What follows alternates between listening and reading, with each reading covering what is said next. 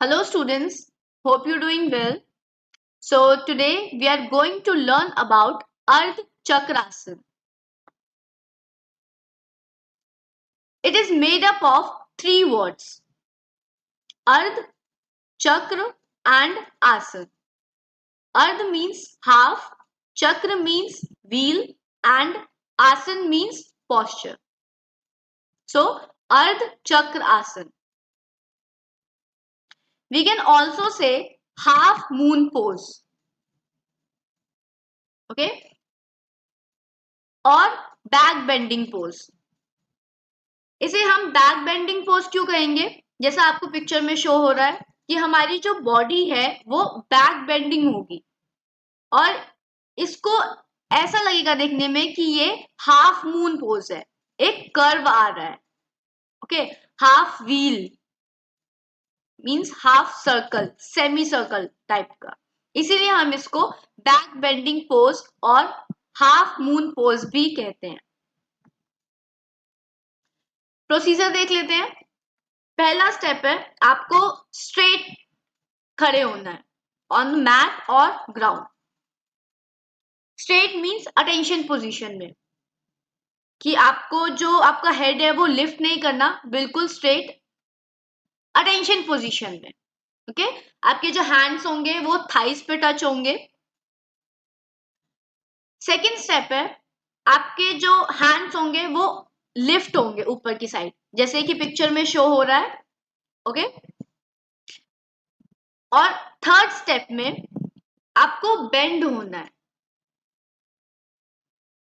धीरे धीरे. Okay, gradually आपको बेंड होना है.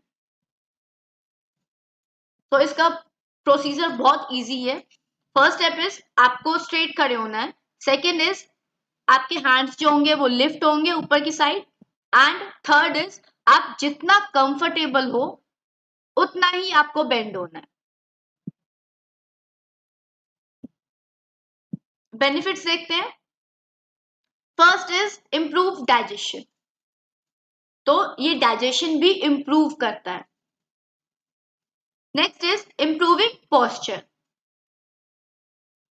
ये पोस्चर को भी इम्प्रूव करता है. ओके, अगर आपका बैक पेन है या फिर क्रॉनिक पेन होगा कोई, या अक्यूट पेन भी हो सकता है, तो उसकी वजह से कोई भी पेन या इंजरी की वजह से हमारे पोस्चर पे बहुत इफेक्ट आता है.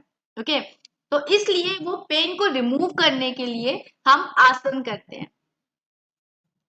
और हर आसन, कोई भी आसन ले लो, आपका पोस्चर इंप्रूव होगा ही. ओके, जैसे पिक्चर में शो हो रहा है कि इसमें देखा ये इंडिविजुअल का हंचबैक है, राइट? तो वो पोस्चर उसका ठीक नहीं है, उसको काइफोसिस है. अगर वो आसन करता है, अर्ध चक्रासन करता है, तो वो बैक बेंड होगा. ओके, तो उसका पोस्चर जो है वो भी इंप्रूव होगा उससे. Next is improve nervous system. ये नर्वस सिस्टम पे भी इफेक्ट करता है, क्योंकि हमारी स्पाइन पार्टिसिपेट कर रही है इस पोस्चर को मेंटेन करने में. ओके, ज्यादा इफेक्ट आ रहा है स्पाइन पे. Next is reduce upper back pain. कोई भी पेन हो, अपर बैक हो, लोअर बैक हो, वो भी रिड्यूस करेगी ये आसन. Next is helps to relieve stress and tension. ये नर्वस सिस्टम का ही पार्ट है. ये हमारे हेडेक को भी रिड्यूस कर सकती है, रिड्यूस करने में हेल्प कर सकती है, स्ट्रेस को भी और टेंशन को भी. Next is strengthen abdomen muscle, pelvic muscle and shoulder. ये हमारे सारे मसल को, ओके, सारे मसल्स को स्ट्रेच करती है ये आसन. अगर हम करेंगे, अगर आप भी करोगे तो आप नोटिस करोगे. ओके, हमारे जो शोल्डर के मसल्स होंगे, जो बैक के होंगे, ओके, जो एब्डोमेन होगा जो पेट का होता है, और पेल्विक मसल जो हिप और शोल्डर और लेग्स. लेग्स में भी काफ मसल आ गए, थाइस आ गई. ओके, तो ये सारे ही स्ट्रेंथ होंगे, मींस ये स्ट्रॉन्ग होंगे.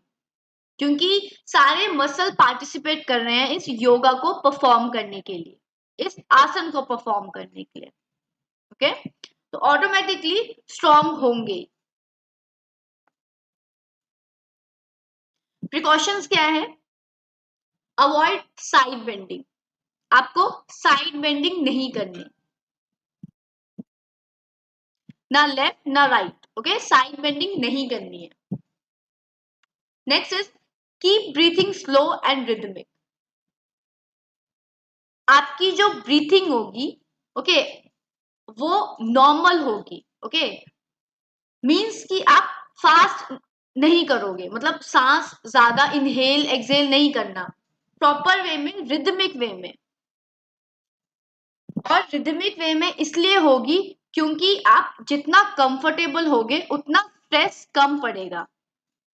ओके, जितना, सपोज कि आपका लेवल उतना नहीं है, आपका फर्स्ट या सेकेंड डे है ये आसन करने में, तो आप जितना कंफर्टेबल होगे उतना ही बेंड होगे, राइट। अगर उससे ज्यादा करने की कोशिश करोगे तो आपकी ब्रीथिंग में भी इफेक्ट पड़ता है, आपका सर्कुलेशन सिस्टम जो है उस पर बहुत इफेक्ट पड़ता है। Next is Contra indications. अगर किसी इंडिविजुअल को स्पाइन पेन है, ओके, तो वो नहीं करेगा, उसको करना ही नहीं है।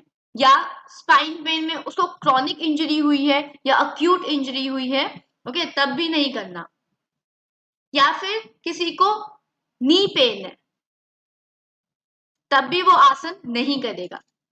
अगर उसने पेन किसी भी पेन में भी किया, क्रॉनिक में या फिर अक्यूट में या नी पेन में या शोल्डर पेन में या हेडेक में, ओके, तो उसको जर्क आ सकता है, उसका पेन जो है वो भी बढ़ेगा, इसलिए पेन में नहीं करना है ये आसन।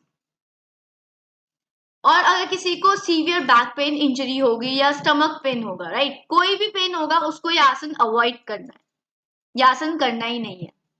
जब आप रिकवर हो जाओगे उस पेन से, तब आप धीरे धीरे अपने कंफर्टेबल जोन के हिसाब से आप इसको ऐड कर सकते हो अपने डेली रूटीन में।